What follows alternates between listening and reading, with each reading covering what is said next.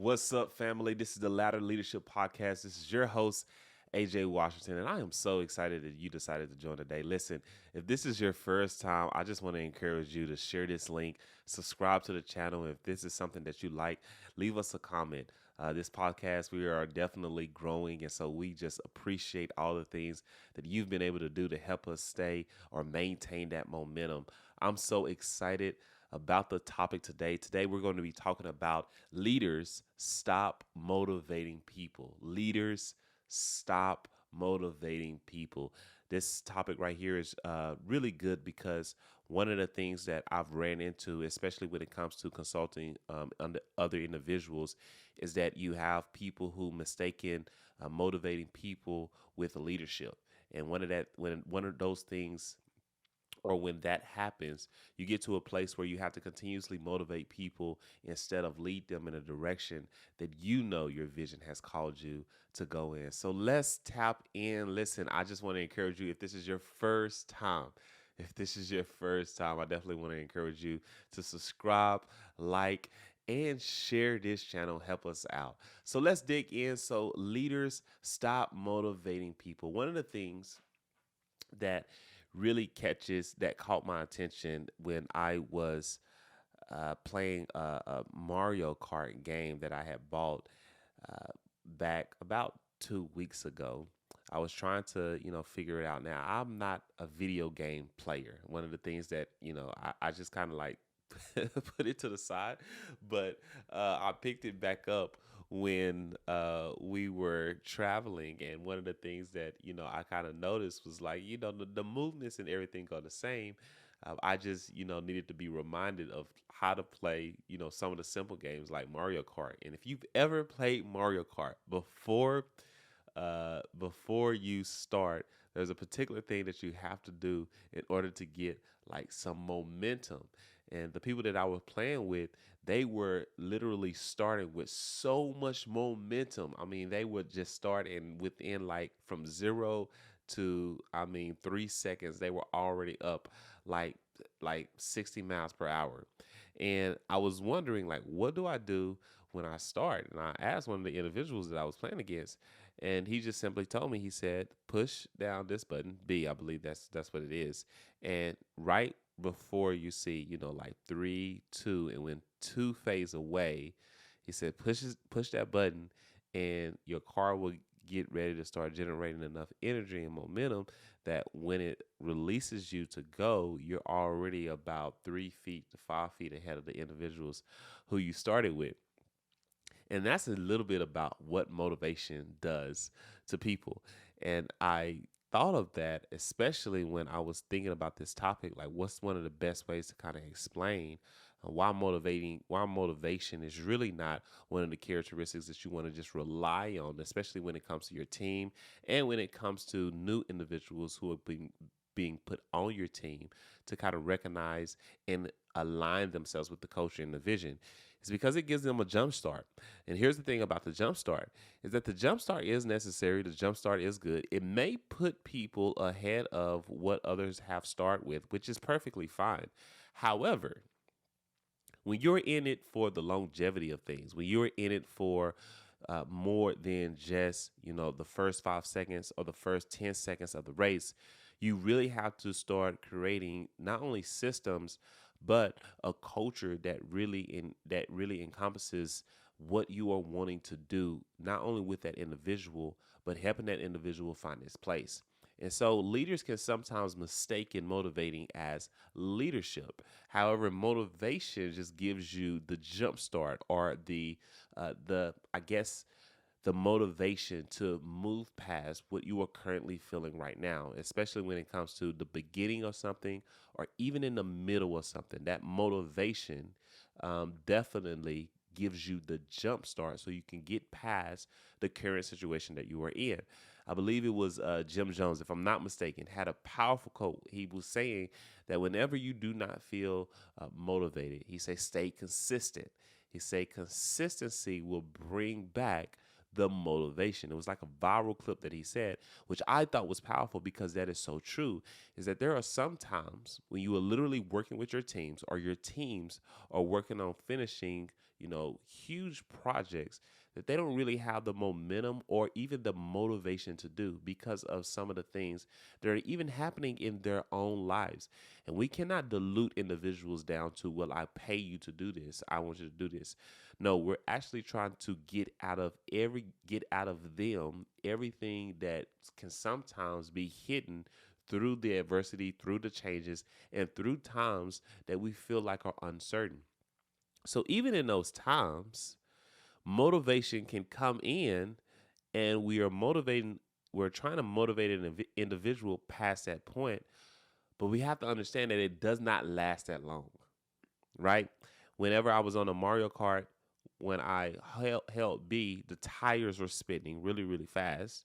And then once the game released me to go, of course, I jumped from 0 to 60 miles per hour within the first 3 seconds of the game. And it did put me ahead of a lot of people, but I still got past.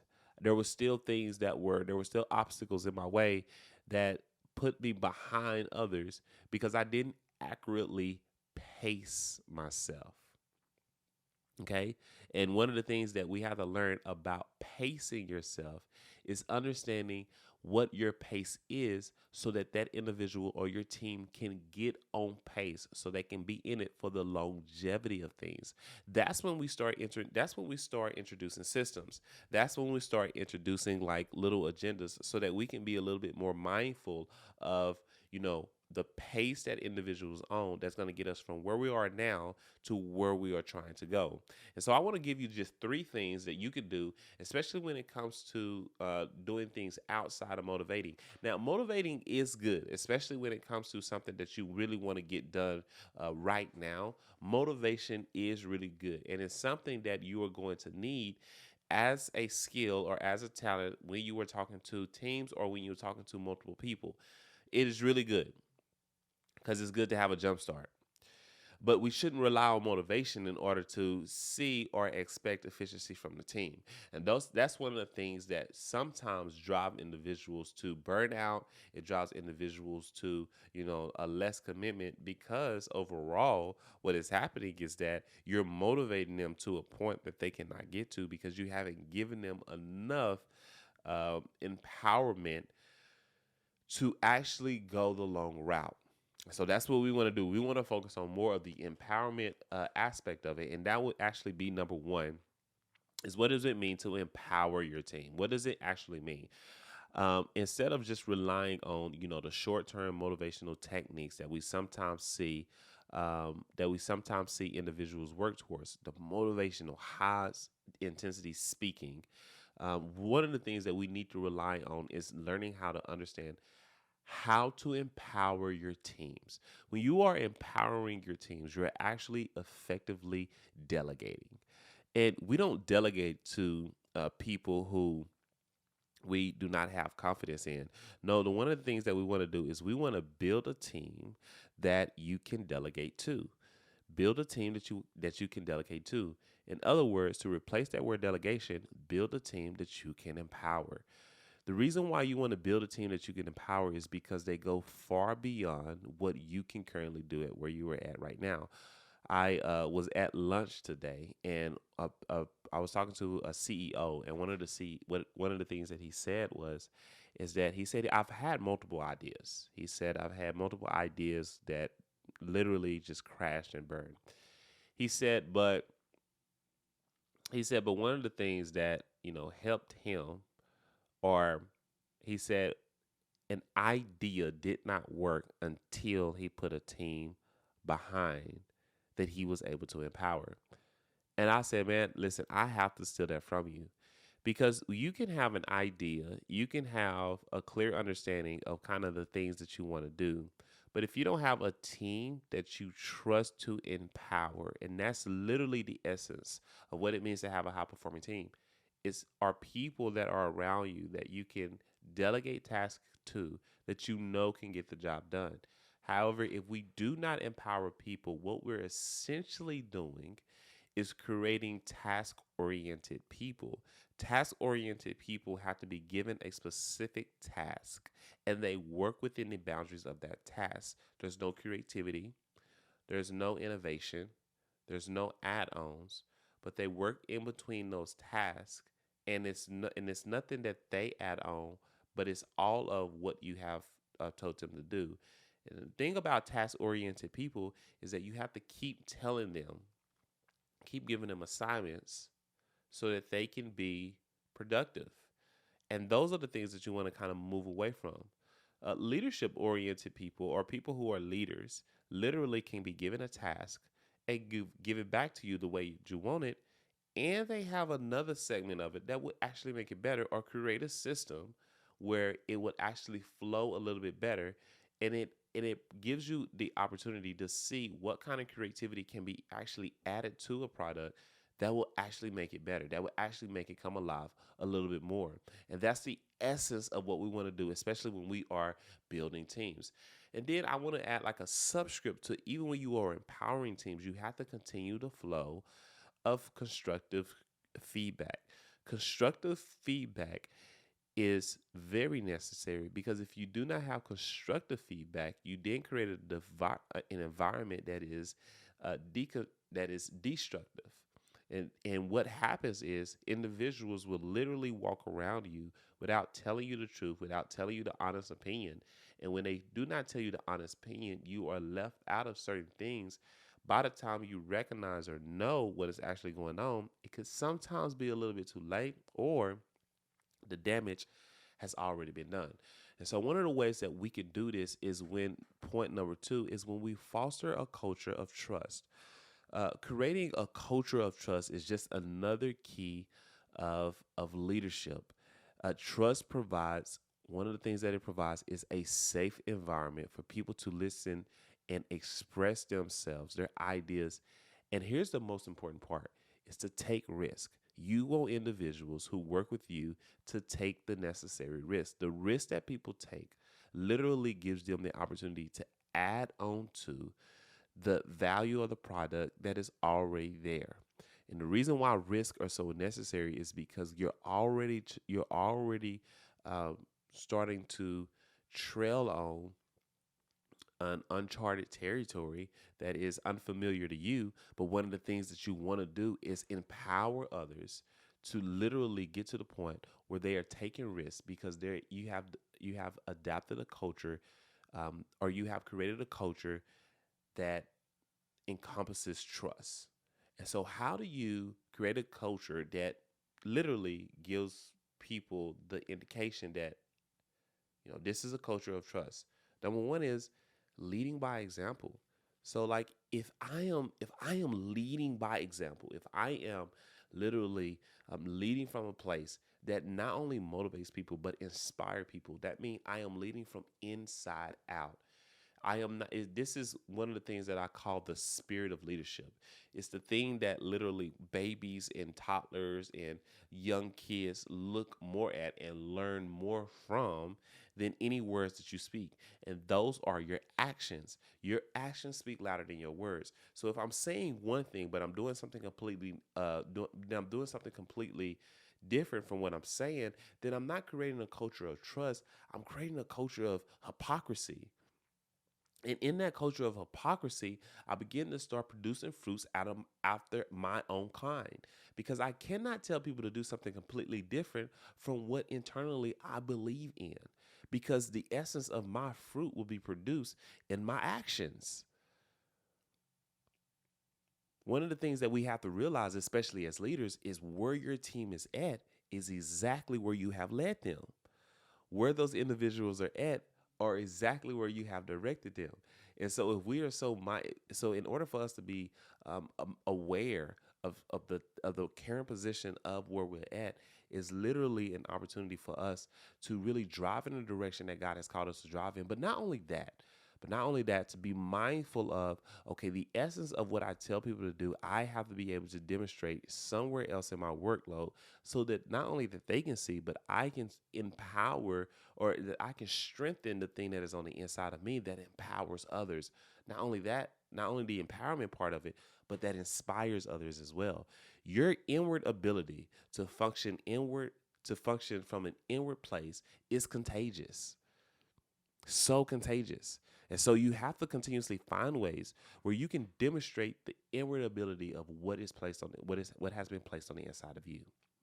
That right there gets the engine going in all aspects of team building, all aspects of understanding trust, all aspects of literally getting to the place where you don't have to intrinsically motivate people to do things. You can literally get to the point where you are inspiring through not only what you are saying, but what you are doing. So, leading by example. Number three, so important. You have to focus on, you know, personal growth. Personal growth. Personal growth is so important as you learn and as you become astute in, the business, operating and creating an environment that people can come in and thrive off of. The personal growth is so essential because it gives you the ability to really understand who you are in the midst of calamity, in the midst of crisis, and in the midst of change. One of the things that we have to understand is that storms will come. Things will shake up the organization. There will be a time of hardship, but you have to focus on what person you will become after. What person are you becoming while you're in the middle of it? What person will you be through or on the other side of the storm? And that really is the thing that separates the good from the great. It's what happened, what type of integrity, what leadership, what skill was developed while I was in this storm. Who is the person that I became on the other side? And that really gives us the incentive, or really even will create a more of an inspiration to understand what it means to personally grow. Okay, to personally not only work on myself, but to be the evolution of, I'm not the same person that I started. I'm not the same person as I started. And that is so, so essential, especially when it comes to you being in a position where you are continuously giving so much of you that you really don't understand how much of yourself has been depleted. And we start operating from a place of an of things that we are giving to people that we literally should be keeping for ourselves. I use this analogy all the time, is that my love is from a place of overflow, not from a place of what's in my cup. Because if you do something, the reason why, because if you do something different with the love that I given you, it was the overflow of what was already on the inside of me. And we have so many leaders that are literally leading from a place of depletion and not from a place of overflow, is because they have given out so much, they don't know what part of them needs to be replenished. And if you are waking up every single day on demand, you're waking up every single day with your emails out. You're waking up every single day trying to tackle the task that is at hand. Or you're waking up every single day and you're integrating, or you're putting so much social media in your face. There is no time to think. There is no time to be creative, and there is no time to actually see what God is doing on the inside of you, so that you can have clarity to go about certain situations and make the right decisions about certain things that your organization depends on.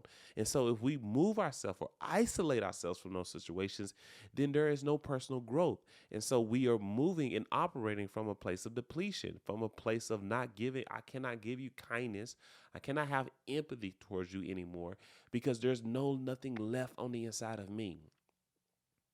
And so one of the ways that we can work on personal growth is by journaling, is by writing down some of the things that you are thinking. I came up with one of these I think is a really good point that can be emphasized in so many different ways. But if personal growth comes in so many different facets, but one of the things that I think is really great, that we can sometimes not get correct sleep or not get enough sleep. And so if you need sleep, prioritize sleep. Get your 8 hours. If you're sad, learn how to put music around you that uplifts your spirit. If you're stressed out, go take a walk. Literally, go take a walk. This is all about personal growth. If you're angry, learn how to exercise. Like if you're burnt out, read. Put more ideas on the inside of you. If you are feeling lost, pray. Like literally, align yourself back up to the plan and the will that God has for you. Literally, all the when we are feeling lost, most of the time it's because your spirit is not aligning up with the things that you are currently doing, and so you need to align yourself with what the spirit is trying to tell you to do, because the spirit is only an indication of, hey man, I am in tune with what has already been established in heaven, or hey woman, I am in tune with what has already been established in heaven. And if I am directing you, if I am your guide, if I am the one that is reminding you of all the promises that God has told you to do, I am kicking you and I am telling you to get back on path so that you can be a clear conduit of what God wants out of you. If you are overthinking, like I said before, let's journal. And then if you're anxious or there's anxiety coming around you, meditate on the person that you thought that you know you can be. Meditate on the person that God has called you to be, so that you can see your future self actually doing the thing that you know you were called to do. Personal growth. Personal growth allows you to be the person that you were called to be. While people may sometimes pull from you, you are replenishing those things in yourself so that you can be the best person possible. So I am so glad that you were able to tune in today. Listen, this is the Ladder Leadership Podcast. I am so excited that you were able to join in with us. I hope this message was something that you can take back with you. And listen, I just want to encourage you to not only like, subscribe, and like, like, subscribe, and comment, but I just want to encourage you that the thing that God has placed on the inside of you to say yes to continuously say yes to, even when you are not feeling motivated, stay committed. Stay committed to the thing. And then in commitment, consistency is produced, and you will be surprised what manifests after you continuously go after the thing that God has called you to go after. So thank you so much for joining. And listen, I will see you next time on the Ladder Leadership Podcast. See you later.